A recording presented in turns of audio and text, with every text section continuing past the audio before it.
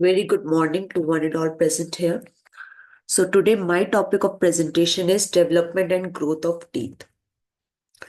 So if I talk about the introduction, the primitive oral cavity is lined by the stratified squamous epithelium, which is called as the oral ectoderm or the primitive oral epithelium. Like we have the layers of the epithelium. So it is lined by the stratified squamous epithelium. The oral ectoderm, it contacts the endoderm of the foregut to form the buccopharyngeal membrane. At the 27th day of gestation, this membrane ruptures and the primitive oral cavity, it gets established a connection with the foregut. So the connective tissue cells, it underlines the oral ectoderm instruct or it induces the ectoderm to start tooth development. So from here, the tooth development gets started. Now, this is the diagram which shows the buccopharyngeal membrane. This outer covering is the mesenchyme covering the forebrain. This is a developing stomodium. This part is the buccopharyngeal membrane. This is called as the pericardium. This is the foregut and this is the developing forebrain. So if we talk about the primary epithelial band, 2 or 3 weeks after the rupture of the buccopharyngeal membrane, there is a certain area of basal cells of oral ectoderm. It proliferate rapidly. And finally, it leads to the formation of primary epithelial band. It is a band of epithelium which is roughly like a horseshoe shaped structure. It is like this horseshoe shaped structure and it corresponds in position to form the future dental arches. So this is the position of the maxillary and mandibular primary epithelial band. It is shown by these shaded areas. This is the maxillary primary epithelial band. This is the mandibular primary epithelial band. So dental lamina. Dental lamina at about 7th week of primary epithelium band, it divides into dental lamina.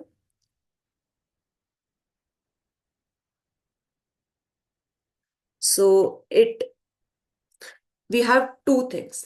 One is the dental lamina, second one is the vestibular lamina. If we talk about dental lamina, it is the inner or the lingual process. Vestibular lamina is the outer and the buccal process. Dental lamina serves as the primordium for that or ectodermal portion of the distal teeth, like permanent molar arise directly from the distal extension of the dental lamina. The successors of distal teeth, they develop from lingual extension of free end of the dental lamina, which is opposite to the enamel organ of each distal teeth. The lingual extension of dental lamina, we call it as successional lamina. It can be a MCQ question also, that what is the lingual extension of dental lamina? We call it as successional lamina and it develops from the 5th month in utero to the 10th month of age. This is the diagram which shows the dental lamina and the vestibular lamina. So what is the fate of dental lamina? It is evident that the total activity of dental lamina, it exceeds over a period of at least 5 years. Dental lamina may be still active in the third molar region. As the teeth continue to develop, they lose their connection with dental lamina. They break up by mesenchymal invasion. And at first, it is incomplete and does not perforate the total thickness of the lamina. Remnant of dental lamina persist as epithelial pearls or island with the jaws. This is again a MCQ question, that what are the remnants of dental lamina called? They are called as the cell rest of Serre. These are the epithelium rest of Serre. This is again a diagram which showing degenerating dental lamina. This is the cheek part. These are lips. This is the vestibular lamina, degenerating dental lamina, and the tooth buds. Now coming to vestibular lamina. Labial and buccal to dental lamina in each dental arch another epithelial thickening. It is which it develops independently. Vestibular lamina develops independently and it is also known as the lip furrow band. Subsequently hollows and forms the oral vestibule between the alveolar portion of the jaws and the lips and the cheeks. Now, how does this dental development initiated? Mouse first arch epithelium होगा, caudal or cranial neural crest in the anterior chamber of eye होगा. They both combines and they leads to tooth formation. Epithelium from any other source like second arch does not elicit the response. After 12th day of development, first arch epithelium loses this odontogenic potential. It is assumed by actomesenchyme. Now, example, late first arch ectomesenchyme plus embryonic plantar epithelium enamel organ, epithelial dental organ plus skin mesenchyme. These two combines and they causes organ loses dental characteristics. Now, what these experiments indicate? Odontogenesis is initiated first by factor resident in first arch epithelium. They influences ectomesenchyme, but that with this time potential is assumed by ectomesenchyme. Now, what are the signals that mediates the initial steps in tooth development? The earliest mesenchymal markers for tooth formation are limb homeobox domain genes. These are the transcription factor. This is the name of the gene. This is kind of advanced MCQ question, but it can come in NEET PG2. That what are the tooth formation markers? So this is limb homeobox domain genes. These are the transcription factors. The another one is LHX6 and LHS7. So experimental data demonstrate that expression of LHX6 and 7 results from a signaling molecule and it originates from the oral epithelium of the first brachial arch. Second arch mesenchyme, it recombinate with the first brachial arch of oral epithelium. एक first brachial arch mesenchyme जो LHS6 और LHS7 को represent कर रहा था plus the second branchial arch epithelium ये दोनों combine होंगे तो they will express of both genes down regulated.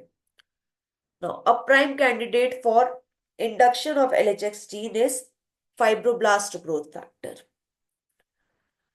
अब ये सब जो हो रहा है इसका what controls the position and number of tooth germs along the oral surface? There are something known as paired box homeotic gene. It is a gene which is of one of the earliest mesenchymal gene that define the localization of tooth germ. It localizes with the exact sites where tooth germs appear.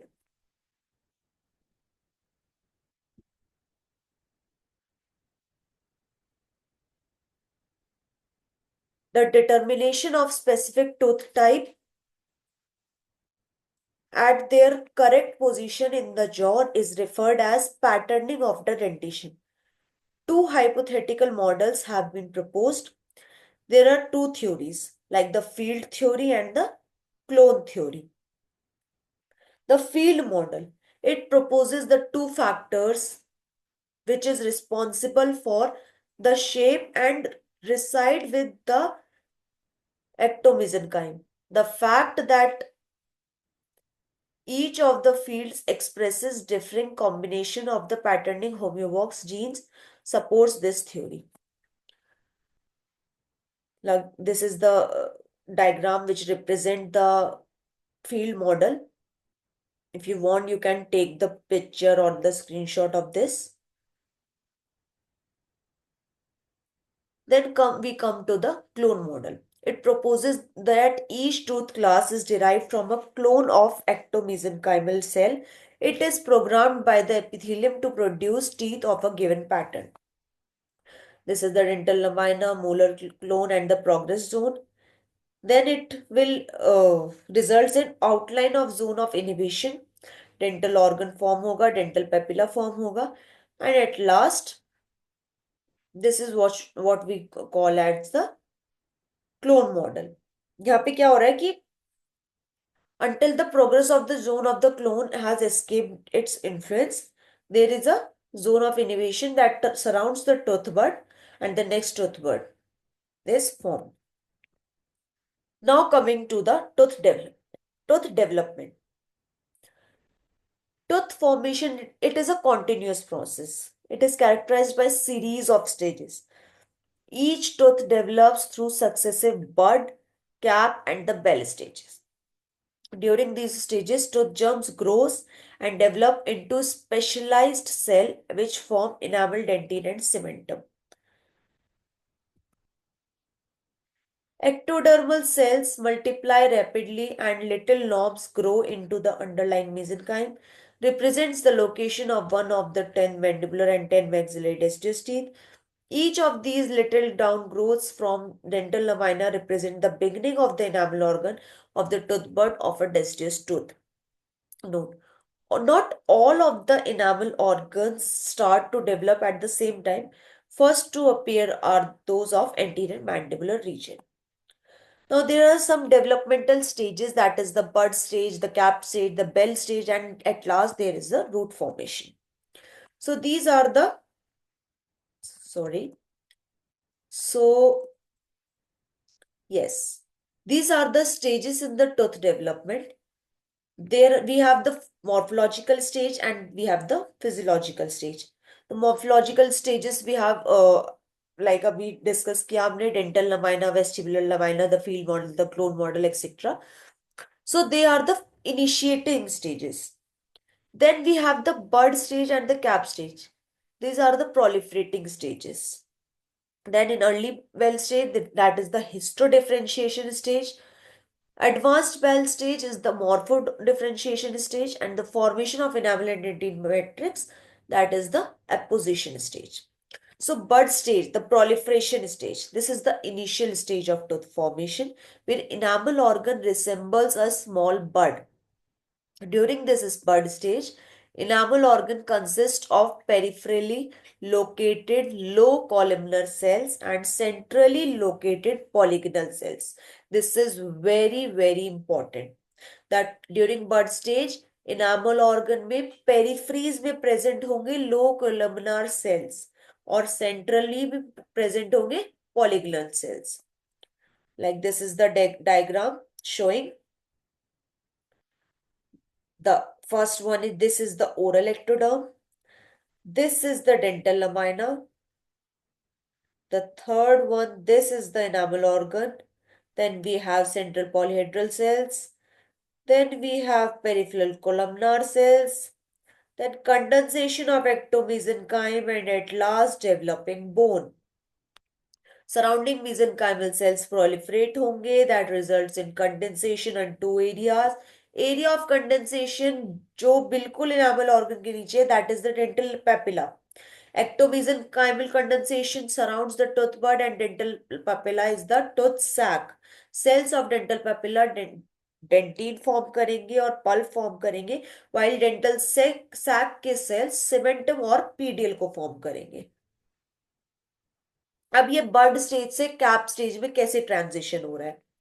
The transition from bud to cap marks the onset of morphologic differences, and that is why we call it as the morpho differentiation stage between tooth germs, and that give rise to different types of teeth. These are the genes which like MSX expressed with BMP4 in mesenchymal cells and it condenses around the tooth buds. PAX9 is also expressed in bud stage mesenchyme. Cap stage में, this is the oral ectoderm, this is the dental lamina, this is the outer enamel epithelium, then we have dental follicle. We have these star-shaped cells. Like you can see here, the entire cap stage is formed by this star shaped cells, which is known as the stellate reticulum.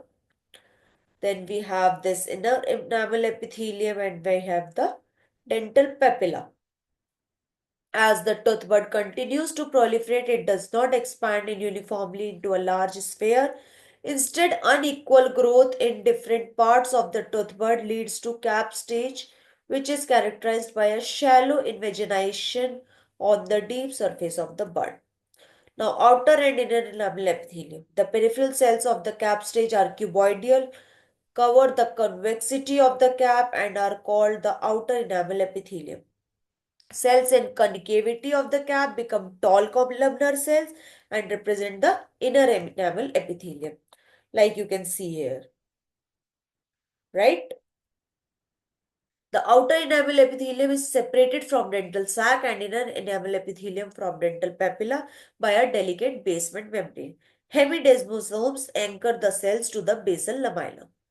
Then the stellate reticulum, these are the polygonal cells that is present between the outer and inner enamel epithelium. It is present there to separate due to water being drawn into the enamel organ from the surrounding dental papilla as a result of osmotic force exerted by glycosaminoglycan.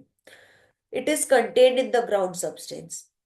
As a result, polygonal cells become star-shaped, but it maintains the contact with each other by their cytoplasmic process. As the star-shaped cells form a cellular network, they are called the stellate reticulum. This gives the stellate reticulum a cushion-like consistency. It acts as a shock absorber that may support and protect the delicate enamel forming cells.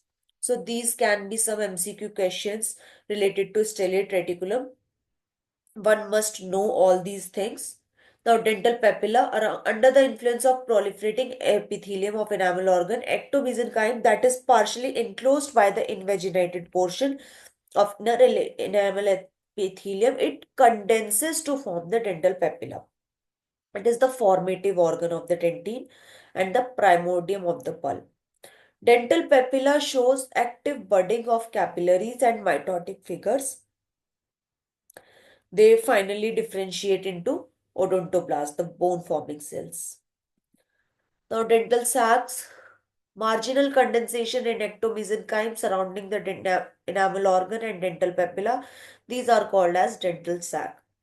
There is a diagram showing dental follicle. This is the dental follicle. Then we have dental papilla and the enamel organ. The temporary structures are the enamel knot, enamel cord, enamel septum, enamel niche. The cells in center of enamel organ are densely packed and they form the enamel knot. This knot projects towards the underlying dental papilla. Same time, vertical extension of enamel knot, they are the enamel cord. Enamel cord extend होते हैं to meet the outer enamel epithelium and they form the enamel septum. And FG4 and SLIT1, may be the best molecular markers for enamel knot formation. Diagram showing enamel knot. This area is the enamel organ. This is enamel knot. This is dental follicle. This is dental papilla. Now this is again the dental lamina. This is permanent tooth bud. I've kept so many diagrams like to make it a descriptive one as the tooth development is a really important topic from dental point of view. So I hope these diagrams make it easy to understand. So coming back to the topic, this is the enamel cord or septum. Now this is dental papilla, this is inner dental epithelium, and this is the outer dental epithelium. Function of enamel knot and cord, what they do. They may act as a reservoir of the dividing cells for the growing enamel organ. The enamel knot act as a signaling centers. They are they act as many important growth factors which are expressed by the cells of the enamel knot, and they play an important role in determining the shape of the tooth. Now, enamel niche, these are the areas which is known as the enamel niche. This is the enamel organ, this is the dental papilla again. Now we come to the bell stage, the very important stage. We will study this into two parts, the early bell stage and the advanced bell stage. This will lead to histodifferentiation. This is actually considered under the histodifferentiation stage. So due to continued uneven growth of enamel organ, it acquires a bell shape. In bell stage, crown shape is determined. It was thought that the shape of the crown is due to pressure exerted by the growing dental papilla cells on the inner enamel epithelium. This pressure, however, was shown to be opposed equally by the pressure exerted by fluids present in this stellate reticulum. Folding of enamel organ to cause different crown shapes is shown to be due to different rates of mitosis and difference in cell differentiation type. This is a Bell stage diagram. Outer enamel epithelium, inner enamel epithelium again. Star-shaped cells, stellate reticulum. This is the stratum intermedium. These are the cells like ameloblast.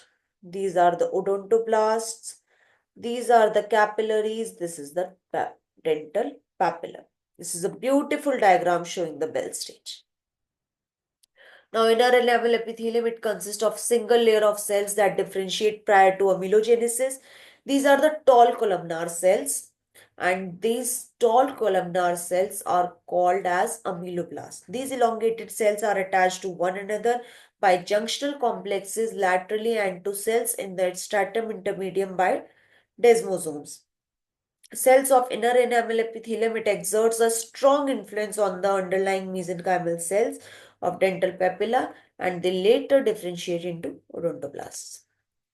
Stratum intermedium, these are the few layers of squamous cells from its stratum intermedium between inner enamel epithelium and stellate reticulum. These cells are closely attached by desmosomes and gap junctions. Well-developed cytoplasmic organelles are there as in mucopolysaccharides, glycogen deposits indicates high degree of metabolic activity. This layer seems to be essential to enamel formation.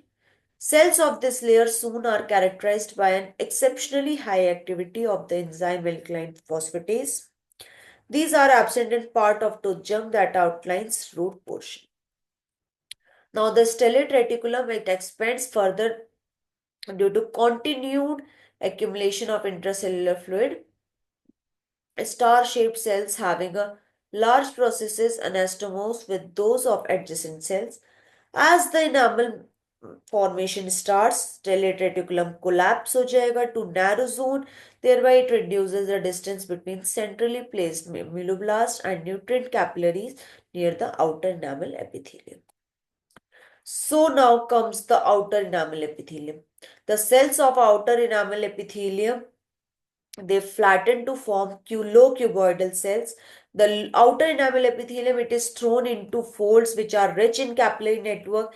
They provides a source of nutrition. This outer enamel epithelium is a source of nutrition for intense metabolic activities of avascular enamel organ. Now the dental lamina, it seems to extend lingually and it is termed as successional dental lamina. It gives rise to enamel organ of permanent successors of deciduous teeth. Enamel organ of deciduous teeth in the Bell stage shows successional lamina and their permanent successor teeth in the bud stage. Now diagram which shows permanent tooth bud. Like this is the vestibular lamina, this is dental lamina, outer dental epithelium, dental papilla, inner dental epithelium. This is permanent tooth bud, this is stellate reticulum. Dental papilla is enclosed in the invaginated portion of enamel organ. Before inner enamel epithelium, it begins to produce enamel. Peripheral cells of dental papilla differentiate into odontoblast. These cuboidal cells later assume a columnar form and produce dentine. The basement membrane that separates the enamel organ anterior and the dental papilla. This is just prior to dentine formation and it is called as membrana performativa. Dental sac exhibits a circular arrangement of fibers. It resembles a capsule around the enamel organ. Fibers of dental sac from the pedial fibers that span between root and the bone. The junction between inner enamel epithelium and odontoblast outlines the future dentino-enamel junction. Two important events occurring during Bell stage, that is the dental lamina joins the tooth germ to oral epithelium. It breaks up into discrete islands of epithelial cells. It separates the developing tooth from the oral epithelium.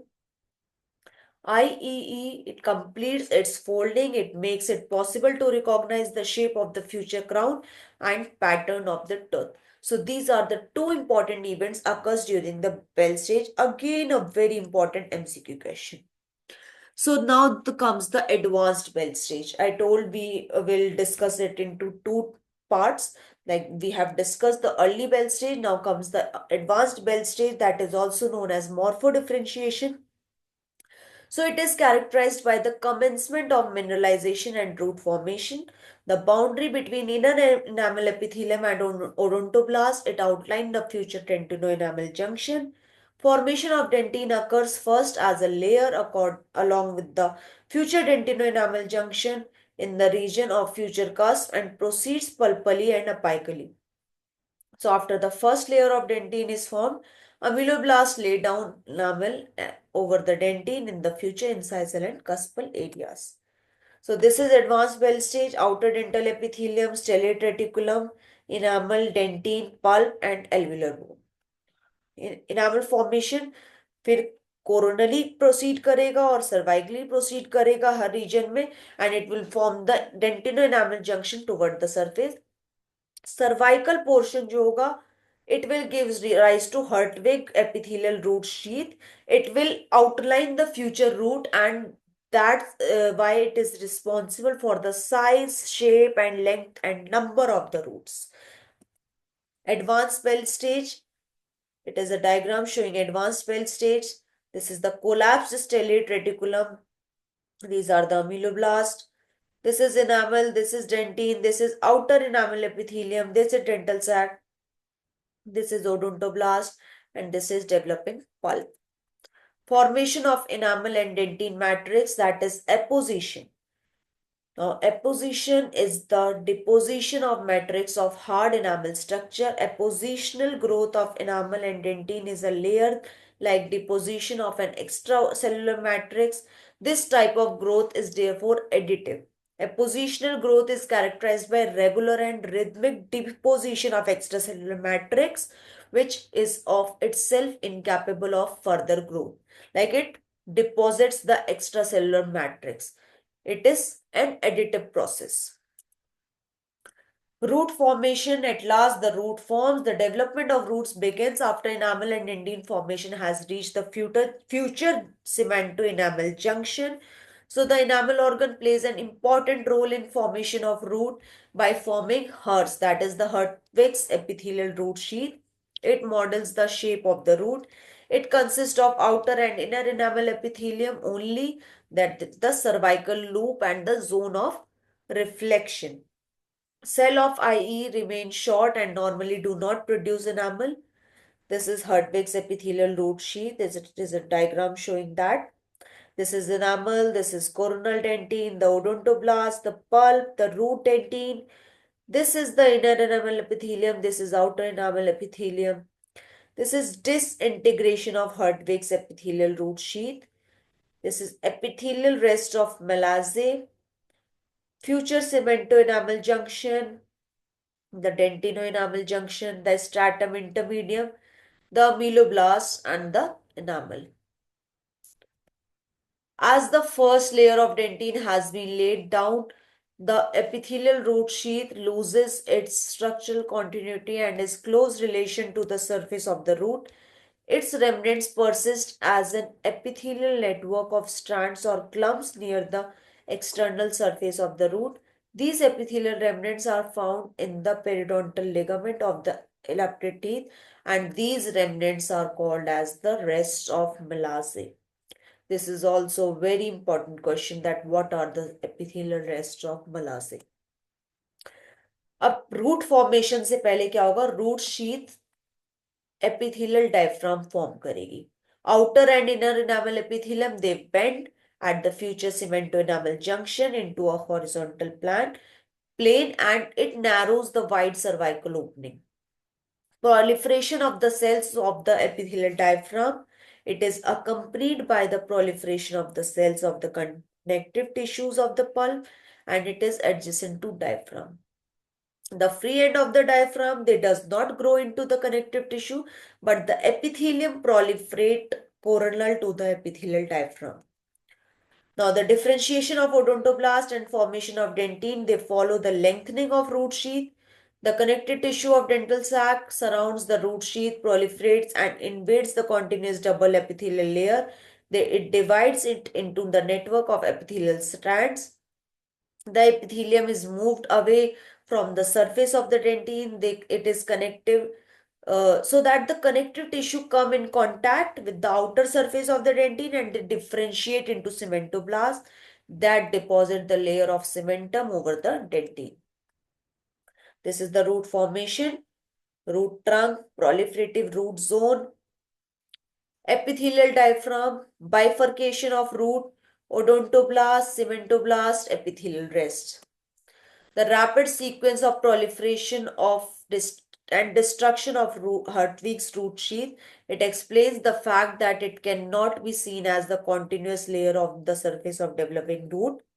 So in the last stages of root development, the proliferation of epithelium in diaphragm, it lags behind that of the pulpal connective tissue. Wide apical foramen reduce होगा पहले, फिर वो width of diaphragmatic opening तक reduce होगा, and it later is further narrowed by the opposition of dentine and cementum and leads to the apex of the root. Fragmentation of root sheath and initial formation of cementum. Follicular cells migrate करेंगे through a break in epithelium, like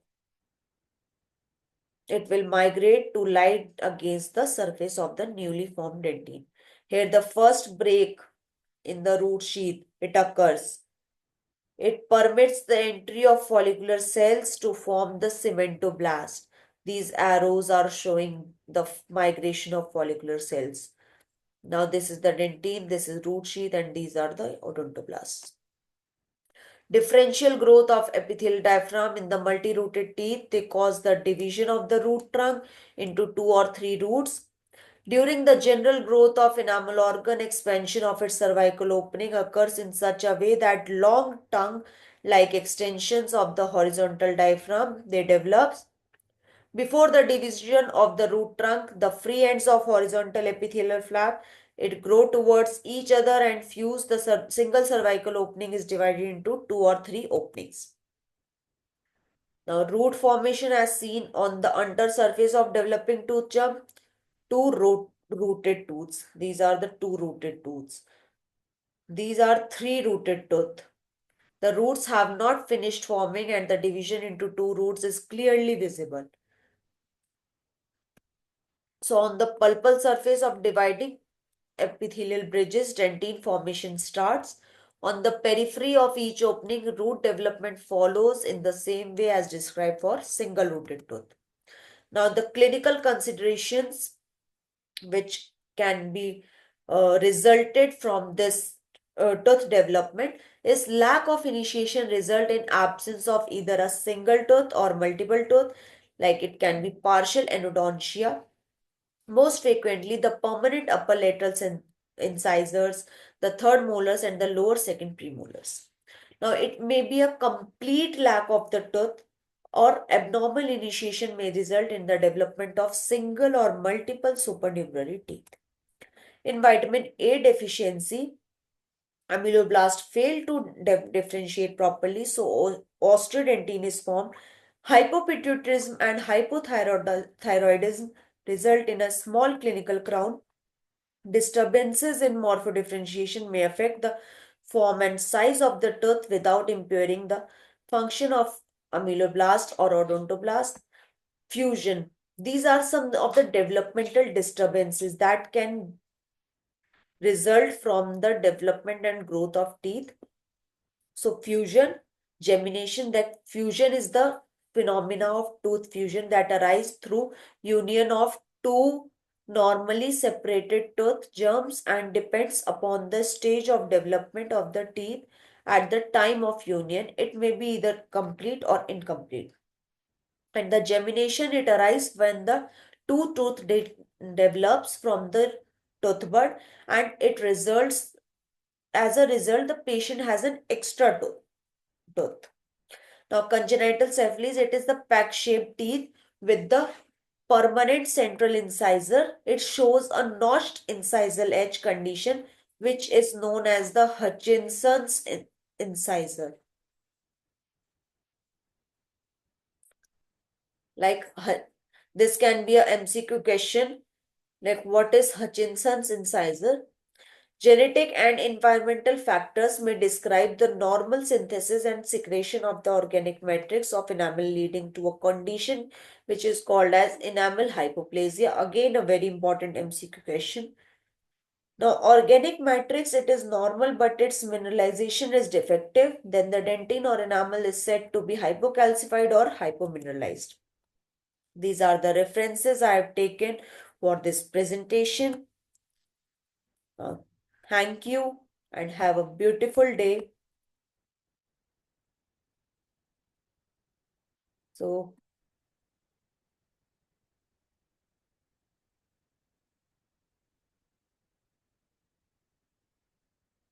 I'm done with the presentation. I hope you all understood the basic concept about development. All the very best for the upcoming NEET PG exam. Thank you and have a nice day.